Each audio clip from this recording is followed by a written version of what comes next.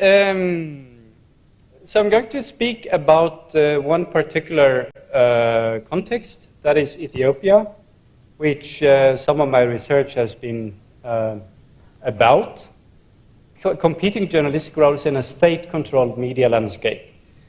Some of the interest in my research has been on these, what I call competing roles or competing loyalties that journalists will experience in their daily practice.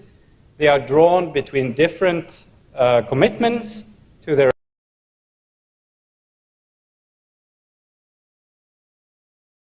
to the nation, can be very strong. And one of the arguments I've been bringing forth is that these commitments or loyalties in different directions are much more deeply felt in societies under pressure than in a typical liberal democracy. So that's just some of the background here. Then I'm asking the question today specifically, what if the political conditions change? What will be the effect on these different commitments or loyalties? And the case is perfect.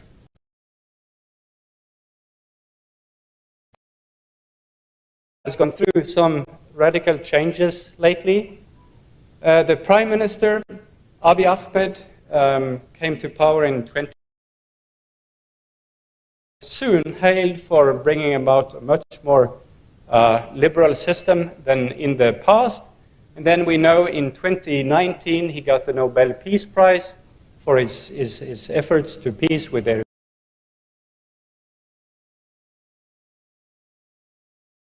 2019 when the International Press Freedom Day was brought to Ethiopia because of his efforts to improve the press freedom situation. So then we saw that in the statistics, the index by Reporters Without Borders, Ethiopia went from 150th place to 99th place in just a few years. And that was unprecedented, really, at the time on a global scale. It's kind of similar. Today is also improving a lot. However, we know that after 2021, the situation has gone in reverse, and Ethiopia is now back to where it used to be, so to speak. But the research here that I'm presenting is looking specifically at that point in time when things had changed a lot, and sort of the question I'm asking is what effect did that have on the media and the journalists? What I'm referring to has a lot of data, glimpses here, but it's part of a global study called Journalistic Role Performance Project, which entails 37 countries around the globe, including 2 African countries. It's Rwanda and it's Ethiopia. It's a study that does in-depth analysis of media content. We also do surveys of journalists, but it's basically about media content that I'm presenting today. So for Ethiopia, we chose 10 different outlets. And I won't go too much in detail here, just to say that about half of them, 4 of them, are state-owned, and the rest are privately owned. And we did a study of both TV, radio, print, and online content. And it's quite elaborate. It's about 60, 70 indicators per story. And we have 1,200 stories that we analyzed, most of them in Amharic. So it's quite a lot of material that is behind this. So that's just briefly the study. Then what the Journalistic Role Performance Study does is to have 6 predefined roles, journalistic roles. Watchdog, interventionist, loyal facilitator, service, civic, and infotainment. And for Ethiopia, oh, no, this is the old presentation. But anyway, I'll just use it. Okay. For Ethiopia, you can see that the highest scores were for the interventionist and the loyal facilitator dimension or roles, so meaning that those are very strong in journalism in Ethiopia. And this is similar to what we have found before based on other studies, interviews with journalists. Like in this report, I called the Ethiopian journalist a loyalist and a change agent. Change agent is an interventionist who wants to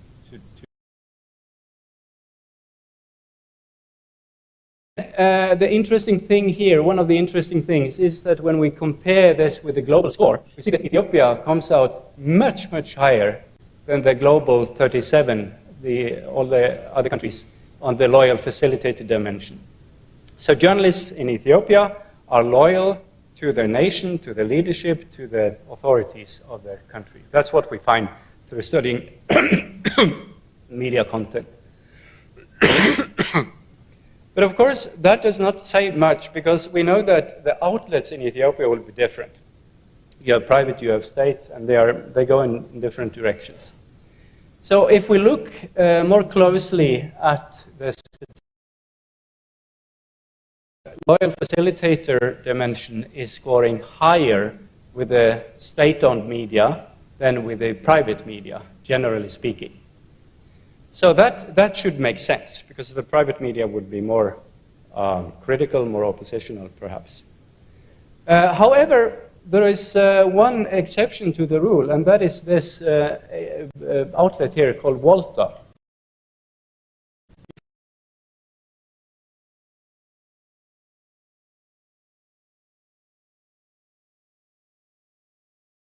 I mentioned, what is this? It's a private.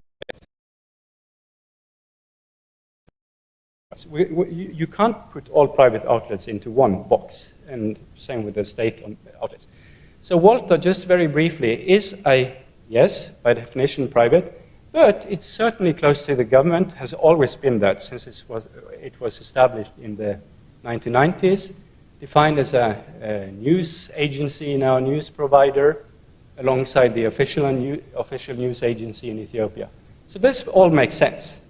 So it's not enough to speak about ownership, one has also to speak about affiliations. You can have a state as such. So that's one finding here. How am I doing in terms of time? Am I running out of time? I'll just go quick. Yeah, I'm not finished yet. In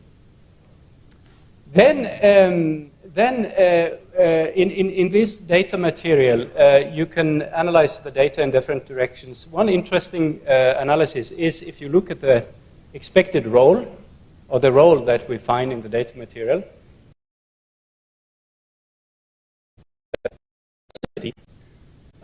we do find a correlation here.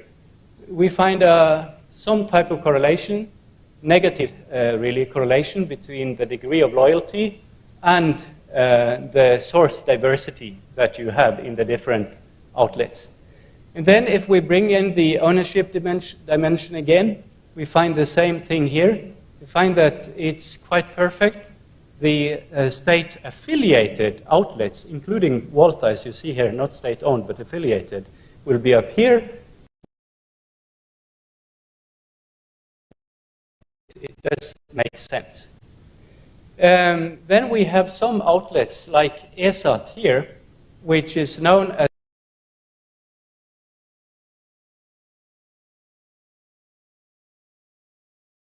they were very critical before 2018. Now 2018 with Abiy Ahmed, they were invited back to the country and they become much more loyal to the government. So there is a move here that makes sense, that we can read through the content of these outlets.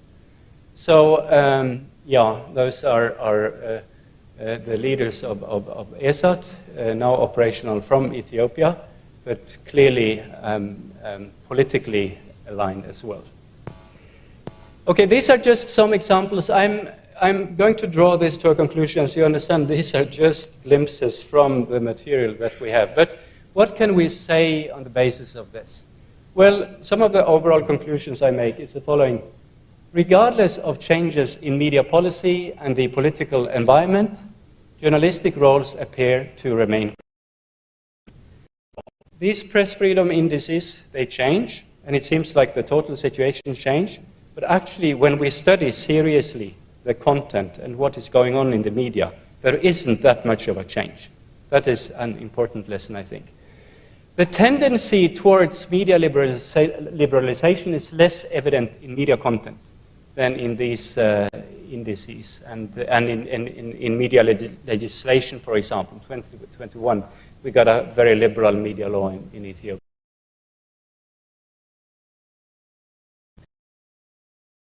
Aligned along ownership and political linkages. And media behavior, or performance as we call it, is more steady than the policy context. So, in conclusion, one needs to study more than just the policy context. Thank you. Thank you so much, Prof. Maybe if there's anybody with a comment, a question, before Prof leaves, this is your time. Anyone? Any comment?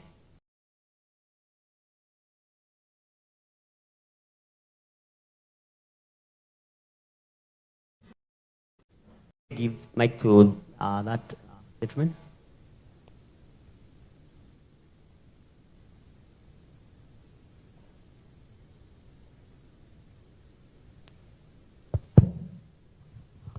Thank you for the presentation. My question is in relation to the two countries that you guys have sampled in Africa out of the 55. So you said it's Rwanda and... Rwanda and Ethiopia, yes. And the broader study has about 37 or so countries globally. What was the criteria? Why the two countries specifically? Well, what can I say? We tried to have as many countries as possible. We tried a few more. The data collection was so demanding that these were the only two data sets we managed in the end. That's the basic answer. But we're starting the new wave of the study next year, and we're hoping to have more African countries. So anyone is invited to, but it's a lot of work.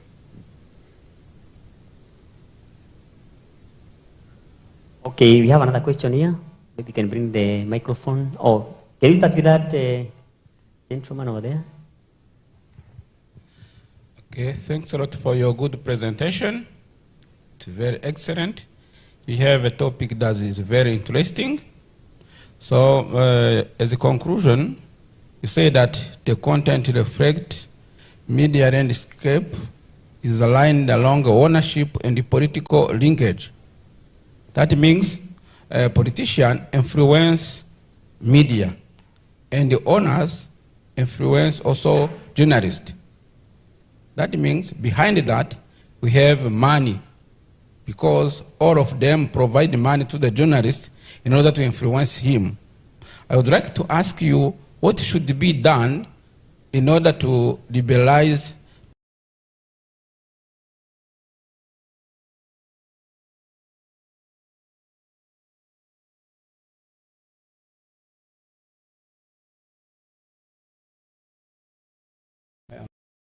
Well, this obviously goes beyond this study, and it will be a bit of speculation on my behalf to go into that. But I certainly believe that policy change would be important in itself. But sometimes these policy changes will be like the big aim, for donors and so forth. But the real change will have to take place within the media. So that's like the ultimate answer. But the good news is that when you research journalists in these media outlets, in this data on media outlets, it's not like they are complete puppets of the owner. They have a mindset, a journalistic mindset, but they might not be able to, perform it in their daily work. Somehow to go and give them courage to practice that. It is the inside. Thank you. Maybe I should have requested that you people introduce yourself before you ask your question, so that we know who is asking what. Thank you. Thank you for your presentation. My name is Liam. I'm affiliated with Communication University of China. And previously, I'm an investigative journalist in China over 13 years.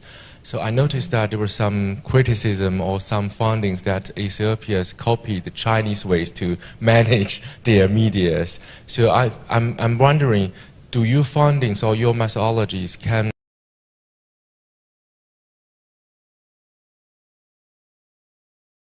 your also test whether this can be true in China?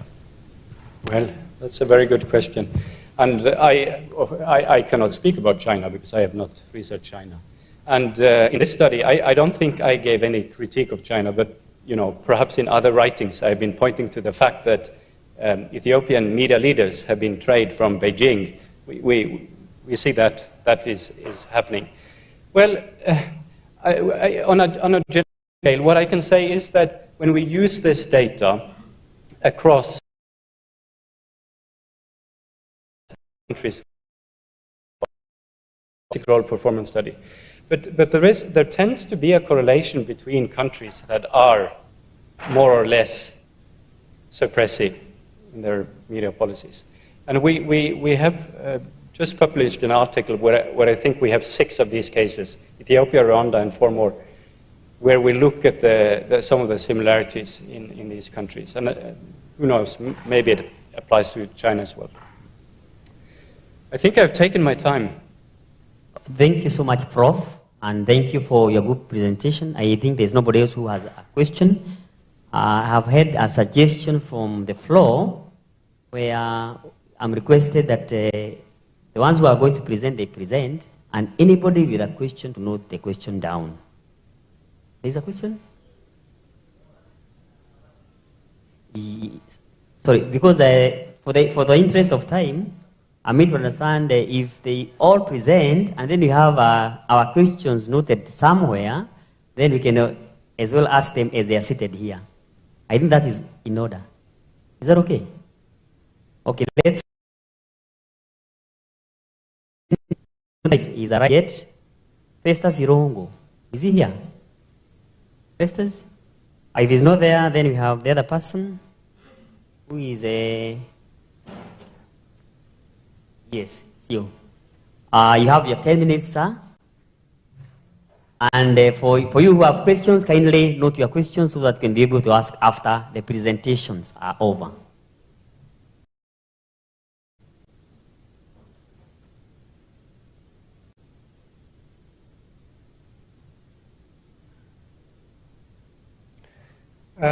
Thanks very much.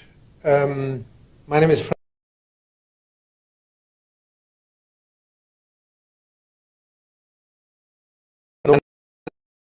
I will be talking about what I'm calling local media capture from a South African perspective. I'll try to be quick. I was really struck by the keynote, at some point in the keynote earlier, the point was made about fashions in research. I think you made the point that some things become fashionable and then they disappear. I feel like this area that I got stuck into is deeply unfashionable. I think it's been, a lot of people think it's thoroughly researched, we know everything there is to be known. And I don't think that's true.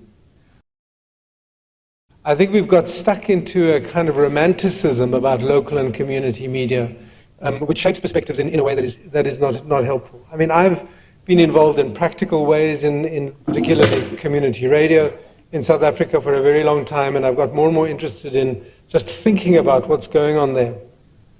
And of course, the other reason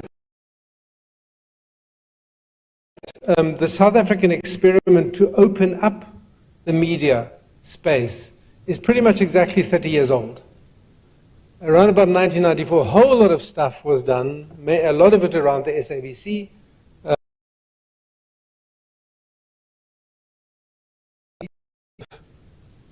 Environment. And I think it's a good moment to think about whether that's worked and whether it hasn't.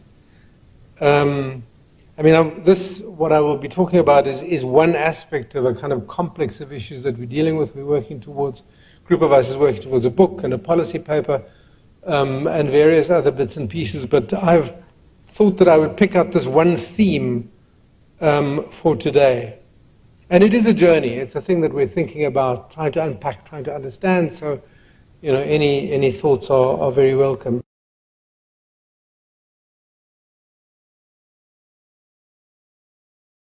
Perhaps unusual way.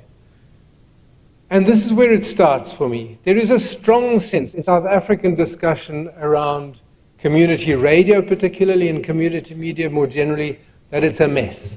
There's all this instability, all this conflict. And nobody really, and this is, I suppose, the kind of academic speaking, nobody really reconciles that with a romantic view of community media as being the voice of the voiceless, right? And so here are just some indicators. There was a report by the NDDA a couple of years ago which identified 30 of their projects, 30 out of something like 50 or something, that had experienced serious instability in a single year. I mean, I did some interviews recently. Six disruptive instability that they'd had. It's less of a problem with more print media, and if we had time we could go into that. But it also emerges in stakeholder statements. The National Community Radio Forum, in an interview with us, with a colleague of mine, one of the first things they said,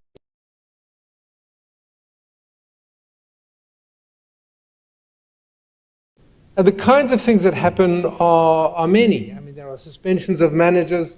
There are occupations of studios. People march in and take over radio stations. There have been advertising boycotts. There's been at least one case of arson and at least 2 cases of murder that I'm aware of. So this is serious stuff, right? The table. So where are we now? What are the characteristics of this local? As I say, it was an invention of the new South Africa, not an invention, but a development, let's say, on the back of a long tradition. A whole new framework was created, strong focus on broadcasting. And what is important to understand, and people like Jane Duncan have written about this, is that there was a political compromise around 94, and in the context of the media, what it meant was that there was way less intervention in the media marketplace than perhaps some groups had wanted to achieve earlier. But this framework was created, and we've seen significant growth. We have 232 or thereabouts community radio stations. We have 191 print and online members of the AIP, the independent publishers. So there's a lot out there. There are 5 community television stations. There's a whole discussion about community television, but we won't go there now.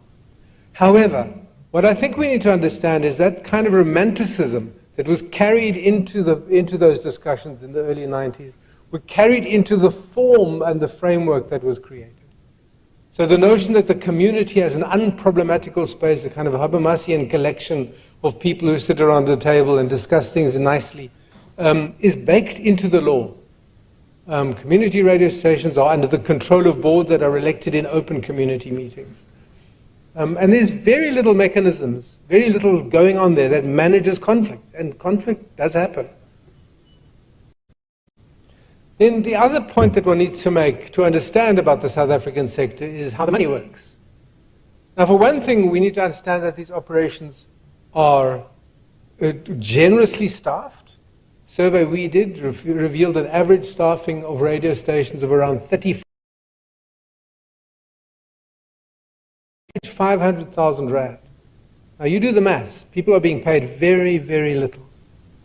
Print is a little bit different. The dynamics around print are very interesting.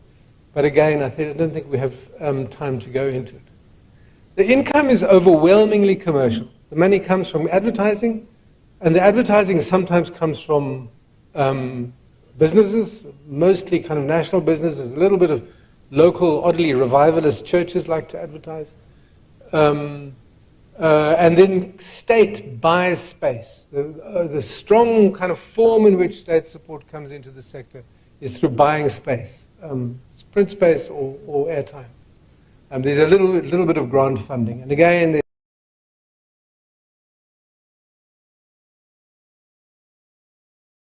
that some operations are stable, but a huge number of them are in this constant state of crisis.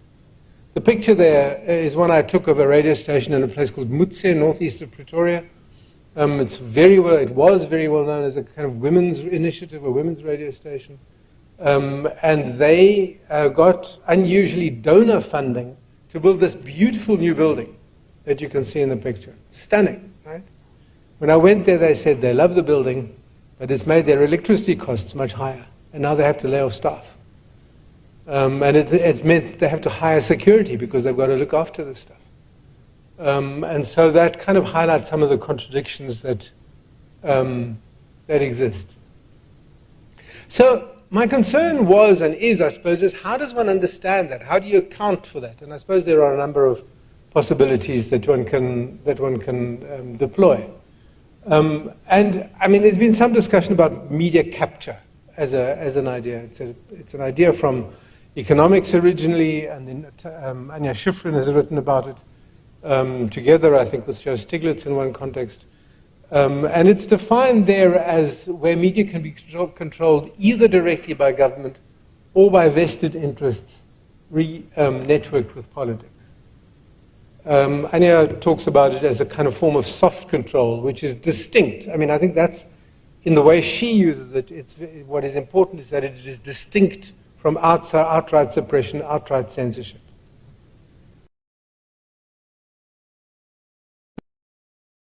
What needs to begin to understand is that there are dynamics at local level which obtain. You have local politicians, you have local power holders that are able to capture or able to attempt to capture. So, as I say,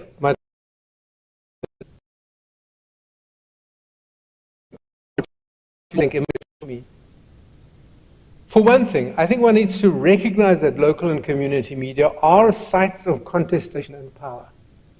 And in a sense, the more disadvantaged you are, the poorer you are, the bigger these things loom. If you're out in the sticks and there's nothing else much going on, then a local radio station is like a major institution. And so, therefore, worth fighting about. So I think that's a recognition that we have to. Legal frameworks that we have in South Africa need to make more allowance for the possibility of conflict, create mechanisms to deal with that conflict. This is related. I mean, there are frameworks in Argentina and other countries which really pay attention to how the state spends its advertising money. The discussion is completely absent in South Africa. And as a result, you can have local authorities, local politicians, local power holders of various kinds budgets in a way that is political. And nobody ever notices because it's way out in the sticks. And the kind of national media, the national watchdog bodies don't pay much attention. And I really think it's time that we start talking about it. For the last point, from a theoretical perspective, it seems to me that one needs to understand media capture as part of a continuum of things. I mean, I understand Anja's kind of starting point as being, here is a new form of control that we need to pay attention to. But I think this experience that we have in South Africa shows that the line between peaceful capture, so to speak, and violence can be very, very thin. It's a very quick move from one thing to the other. And I think that to see those as in a sense, forms of contestation, I think is helpful. And that's where I'd like to stop. Thank you. Thank you so much, Prof. In fact, capture the media is real. It's never imagined. It's happening in Africa. And based on what you've tried to discuss, we'll agree with you that there is always a problem, and we normally try to find suggestions. Thank you for that. Maybe we can go to the next person. I don't know whether Dan Okoth has arrived. Where is Dan? Then if he's not there, can we have Helen? Helen to present. Welcome.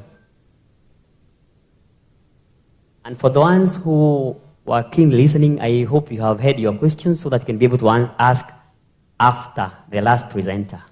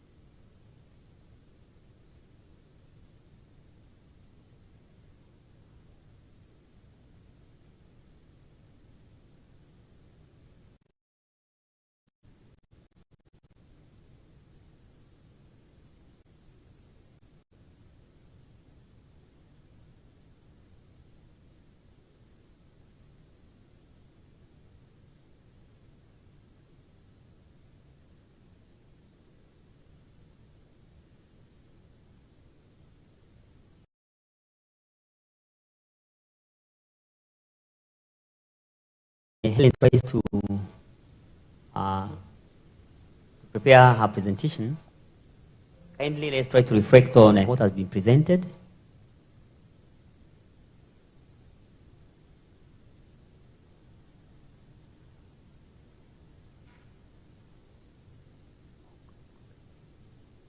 Okay, something I've been told is that if you are presenting, kindly have your presentation on a flash disk so that it can be easier for us to be able to project as quickly as possible. Thank you. Anyone who was not there and had called their names and they have arrived. Francis Irongo. Irongo was presenting something on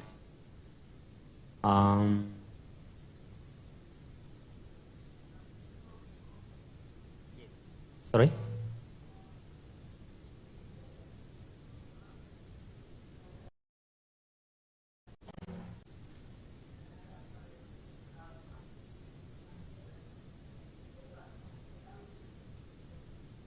Okay.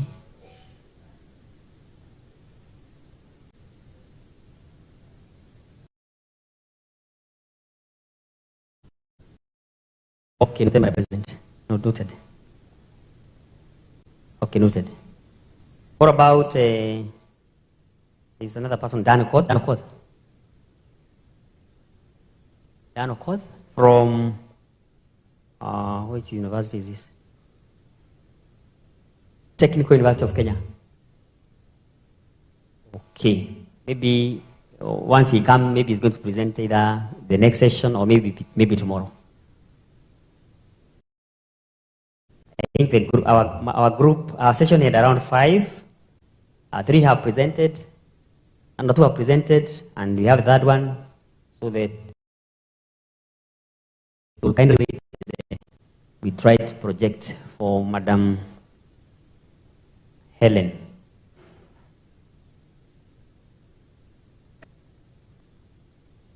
Communication Association is going to be held at the modern, spacious auditorium of the University of Dar es Salaam Library. And this auditorium is going to accommodate of August 2024. The theme of this year is Africa and the Global Dialogue in Media Communication. 300 participants coming from 23 different countries who will be here to dialogue, to discuss, to exchange ideas and move forward. The guest of honor for this conference will be the former President of the United Republic of Tanzania, Dr. Jakaya Mrisho Kikwete, who is the Chancellor of the University of Dar es Salaam. This conference will feature significant events, including presentations of topics by scholars, researchers, and various experts, where throughout the 3 days of the conference. And among these 12 sub-themes, I can mention just a few of them, which include media and information literacy at the age of artificial intelligence. Also, the issue of investigative journalism. Where are investigative stories currently in Africa? Do we have investigative journalism at this age, or there is a death of investigative journalism in Africa? So we're going also to discuss about this. And participants from the industry, practitioners, will be involved much at this sub-theme. Recognizing the importance of this conference, the University of Dar es Salaam still believes in the power and collaboration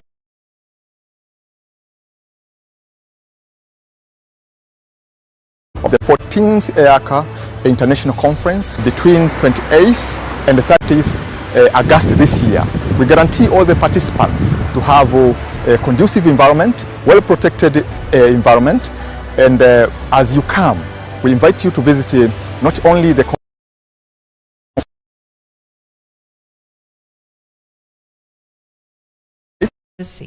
and what I'm interested to know is that from a conceptual point of view, when you do your final analysis, how are you going to put your findings about your content together with your findings about and then funding, but also about personalities. Does this come into it at all? And particularly France, because the community sector is so small, well, relatively small, you can have one or two key people in a particular radio station or whatever that kind of becomes the face of it and the glue of it, and when they go, you lose continuity, or generationally, that is the case. I think that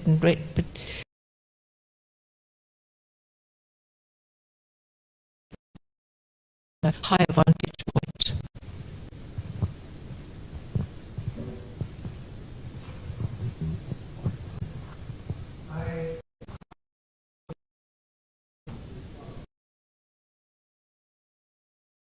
About leadership.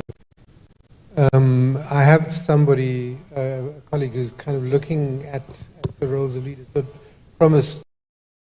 my impression is absolutely that the role of a strong individual can make an enormous amount of difference. And we see that not only in the community media sector, but in all sorts of spaces.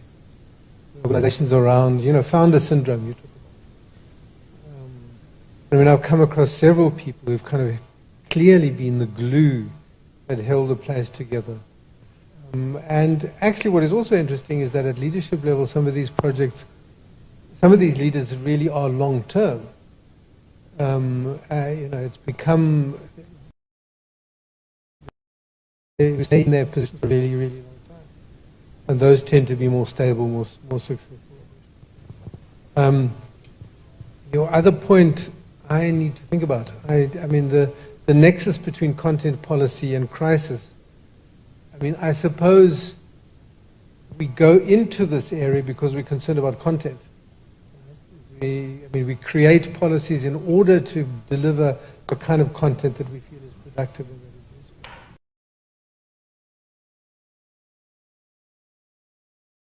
Enable that. And for that purpose, we need to understand better where the obstacles are and what needs to be, where the issues are. And I guess that's my fundamental point, is that some of those issues just haven't really been considered sufficiently.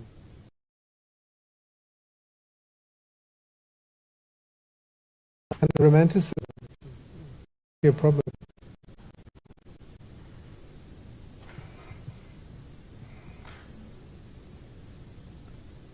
Any other burning question before Madam Helen starts? Any burning question? Yes. Thank you for these interesting presentations. So one for Franz and one for Terje. I'm curious, you say policy will also have to take this into consideration. I'm just curious about how this would be done, because you're talking about media capture, and I'm wondering how this can be done. And for Terje, have you also taken into account situations like, for example, in government who is elected, they become communication advisors, press attachés, and then they come back to the newsrooms afterwards.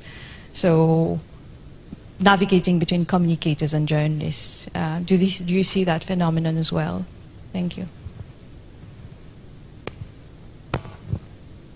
Anybody else? Maybe be able to answer the two of them together? There's somebody over there.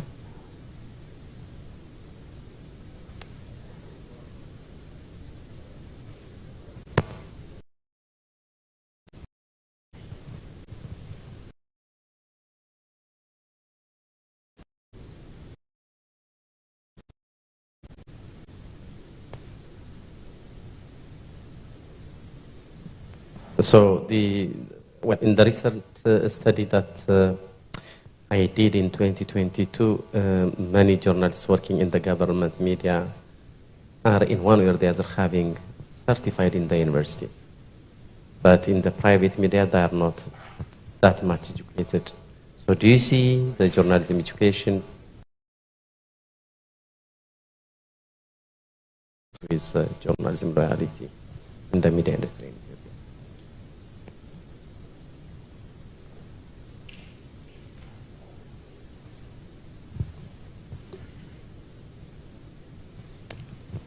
Thank you, to both of you for your questions. And I think both questions relate to the question of journalistic identity more than journalistic content as such. But Christina, yes, clearly there is a fluidity in journalism in many of these countries, where you see journalists are moving between an information or kind of like a government kind of communication position into journalism. I mean, what's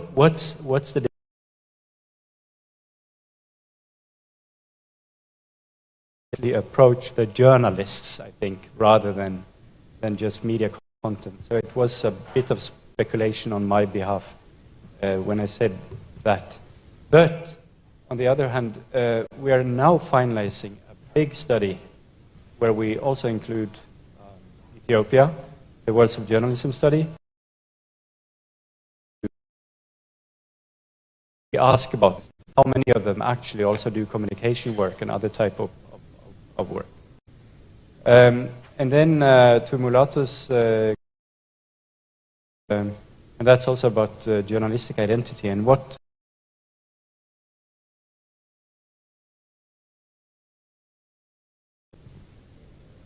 no.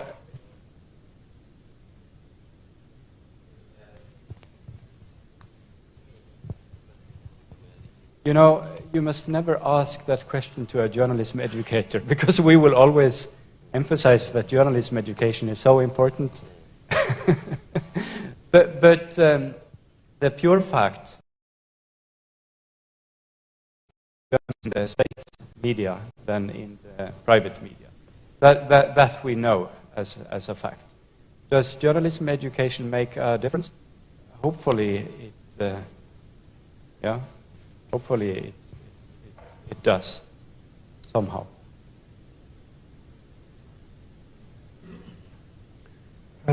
Just very quickly, I mean, you're asking what kind of things a policy could do to minimize these issues that I've outlined. You know, rule that said politicians and family members cannot serve on boards of local radio stations. And that's a kind of thing that can be done, and that's a positive measure. So those kinds of things could be extended. And I think some mechanisms of monitoring and of conflict resolution could be built into the system. I think those are the sorts of things that might be of assistance. And greater transparency. I think more attention being paid to what happens at these small local media outlets would be very useful.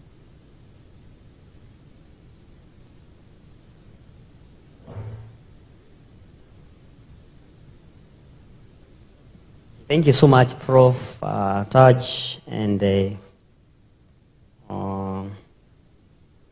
name Festus, for that good presentation, and we have answered your questions. Now we go to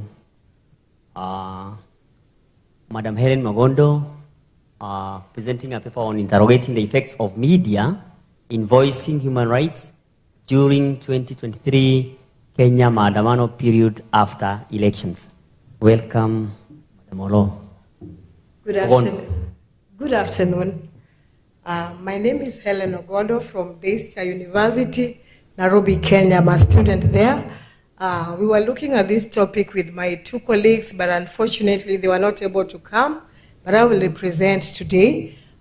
So we have an interest in this topic, the effects of media in voicing human rights during 2023 Kenyan Maandamano period after elections. Maandamano in English is demonstrations. When we were looking at this topic, we didn't even know that again in 2024 in Kenya we will have what people have termed the mother of all the demonstrations in Kenya. So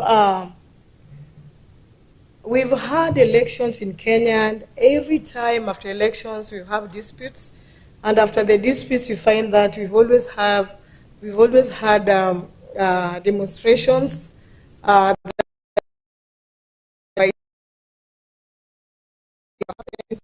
in these Maandamanos. So that's why we are out to research on this study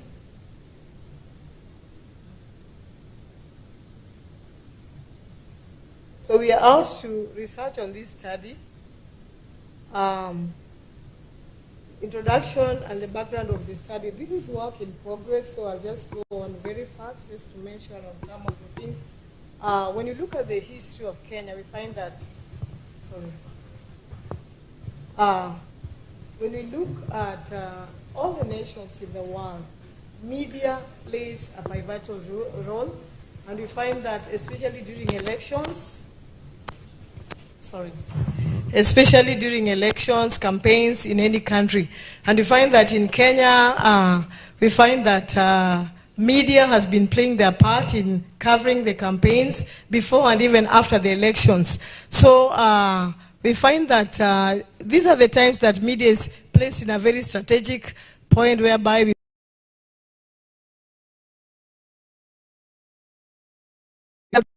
most of the time we find that is to be objective in their reporting, especially also in human rights. So in the year 2023, in the Kenyan elections, were followed by chaos, protests, rebellion, as Kenya Act of 2023. And we find that the ones that really expressed these demonstrations, it was witnessed by anarchy, unruliness, mutiny, and rebellion. We find that the Kenyan government, through the police, were using force, and we find that many of the young people lost their lives. We find that there was something like anarchy. I find that there was rebellion. And those days, it was like Mondays and Thursdays. People could not go to work because they didn't know what was going to happen. So they were being held on Monday and Thursday. And we find that there was looting. I mean, people took the advantage of the demonstrations. And police had to use tear gas, water cannons.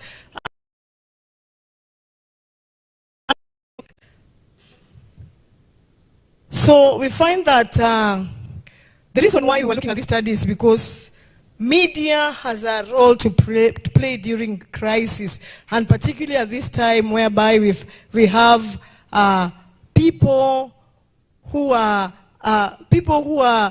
looking at them for them to be objective when they are reporting, and also people looking at the government, and we find that they are the ones who provide the information and contribute extensively to the public, because we find that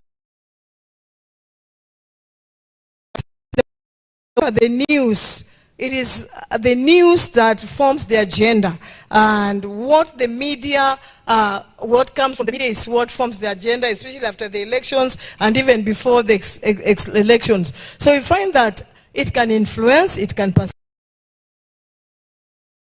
controlling the times of work studies, family, society in both positive and negative ways, mentally, physically, and emotionally.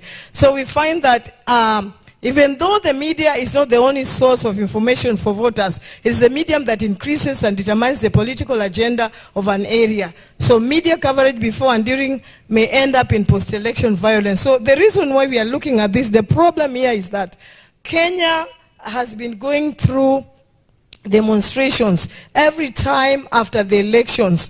So even though the media tries to be objective in especially in human rights, we find that the government that is in charge at such a time like that takes control and tries to manipulate. That's why you find that this is something that goes on 1 year after the other. So we are going to use 3 research questions.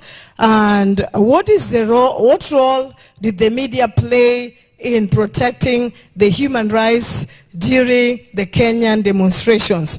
And then number 2, how did the media select the stories to be covered, reported during the Kenyan demonstrations in 2023? And how did the media messages at least affect human rights during Kenyan demonstrations?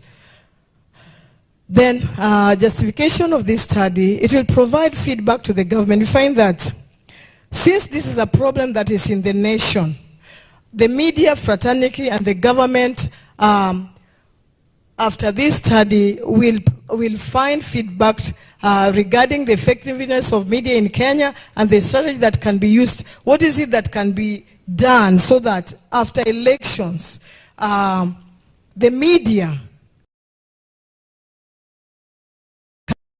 can protect the human rights in Kenya?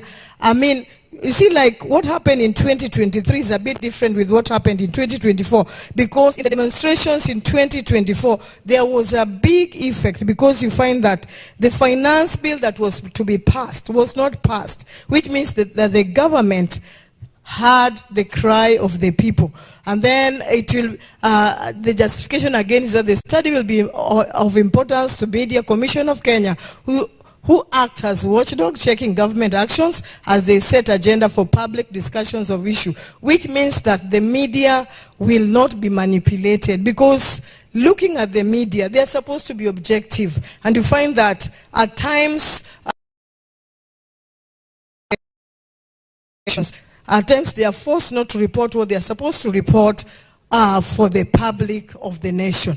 Then the study will also be much importance to the media as they form the communication that facilitate the production, dissemination, and exchange of political content on platforms and within networks that accommodate interaction and collaboration. Then this study will be guided by liberal critical theory by Habermas and later developed by Hegel. Use this theory is because it takes a critical approach of the humanities and social philosophy, and that focuses on society and culture to attempt to reveal, critique, and challenge power structures. So this theory, in its approach, it critiques the social dimensions in human rights. That's why we chose it to use it for this study. Then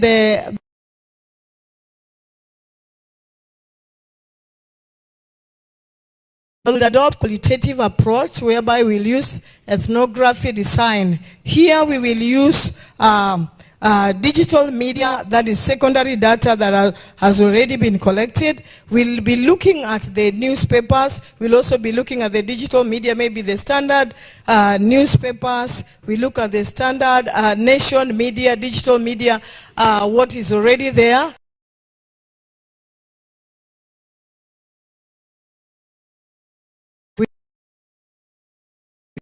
And then trip software that analyzes qualitative data. And then we'll also have in-depth interviews whereby we'll interview the journalists, we'll interview the people using semi-structured interview guides. And then we'll analyze data during the demonstration period in 2023. And we find that because this was 2023, as we will be going on with the study, we'll connect it with the demonstration in 2024 so that we find out the gap, the problem, what can be done to solve the issue, because every time after every election, we find that there is demonstration. We find that there is a problem, either with the political parties, with the opposition, the government, or the people themselves. They are not satisfied with what is happening. So this is work in progress. Thank you so much. I welcome any question.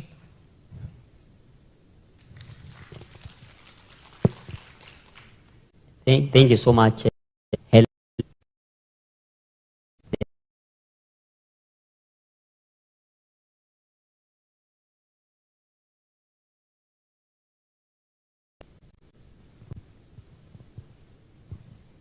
a very interesting study, being very current in Kenya. I expect it's going to elicit a lot of reactions. Can we have...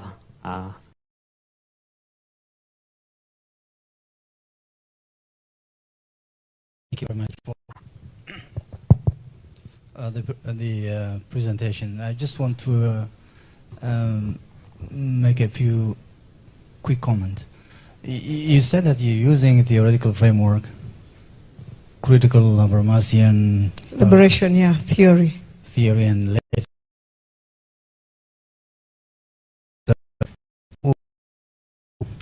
Habermas or Karl Marx or Hegel. Who is developing whose? And I think there seems to be kind of logical problem there. On your methodology, you said there's a litany of different instruments that you plan to actually to use. You said that you are using ethnography. How are you going to use ethnography, interview, content analysis within the same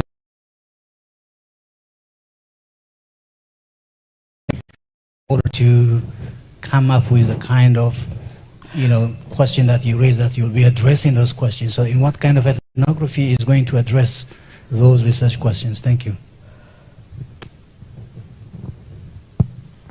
Maybe you can have the next question. Kindly have that question in mind, Madam.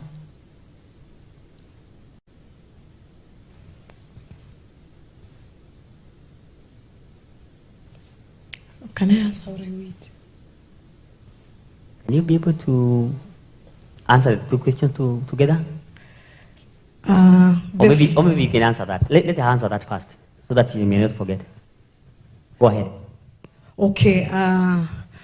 About the theory, I see that we are going to use the liberal critical theory by Habermas. It was Habermas first, then it was later developed by Marx. So, what was the question?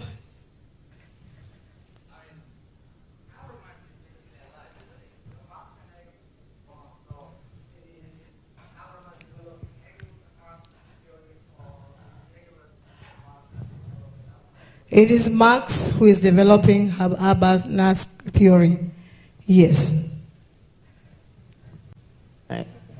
Maybe I think you are here to enlighten.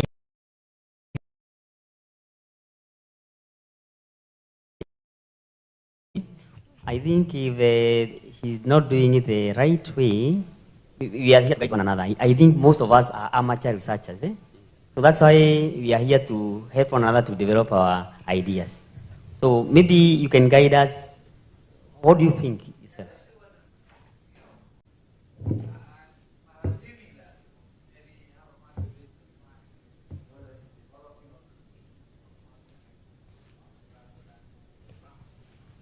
Okay, when we were looking at it, we thought that he was developing it after Habermas. That's what we are looking at.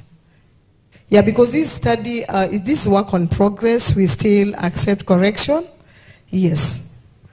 Maybe to go back to my colleague there, I think it is important that if you have a knowledge, something that you know, that we share together so that we can be able to enlighten one another. I think it is even better to do it in the plenary, so that everybody is talking about. What do you think? Maybe you can share. Kindly.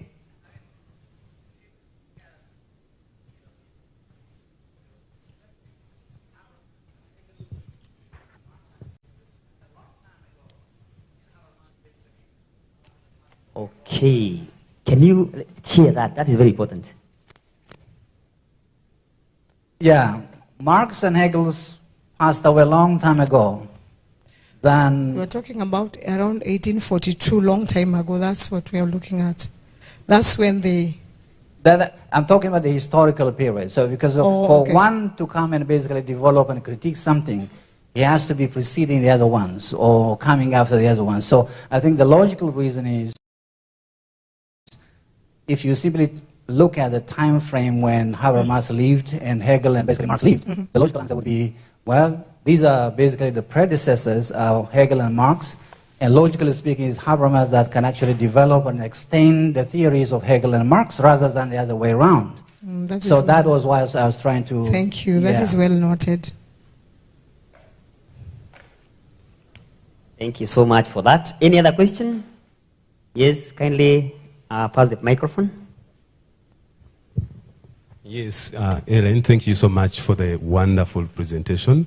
My question is, and I hope I got you very well, we do studies to make sure that we address certain problems in the communities. And this is not the first time that a study like this is being done or conducted after violence has erupted in your country. Now, the issue is, I would like to understand what could be the problem that studies similar to this one have been done in the past related to Kenyan media and the role the media are playing in causing or promoting violence after elections.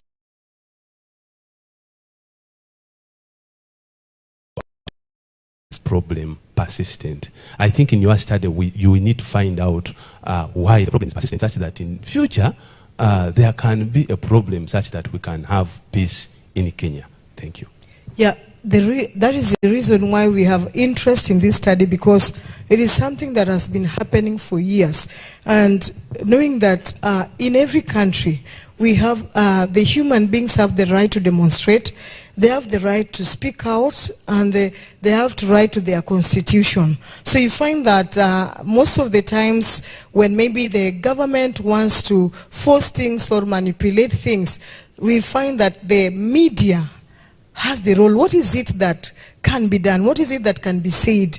What is it that, what role can the media voice out for the effect of human rights in this country, so that these events that occur every year after another can stop? What can solve the problem? That is the gap that we are looking at. What is it that can be done? Because this has been a problem. You find that we had it in 2023, again in 2024. We had the same, and we don't even know whether it is over. It is something that is happening. And you find that in 2023, because of that finance bill and the high tax rates, you find that most of the investors even left. A common person had a problem. And then that's why you find that when the opposition leader called the people to demonstrate, they were out there demonstrating because they didn't have jobs, they had problems. So we are trying to find this gap. What is this problem? What is it that can be done so that these demonstrations will not happen? What is it that can be done that even after elections or after a new government takes over in the nation, we have that process whereby we don't have the complaints, we don't have the killings, because we find that many young people lose their lives. We find that people, especially the politicians, the opposition, at times they live in fear because they don't know whether they'll be killed or something. And then even in these demonstrations, when people are killed, at times the media fails even to the odds of losing, or they fear because of their lives. Any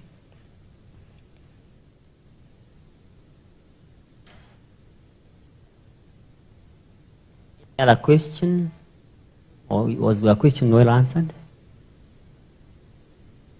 Any other concern? Okay, as she's putting it, she says that this is work in progress.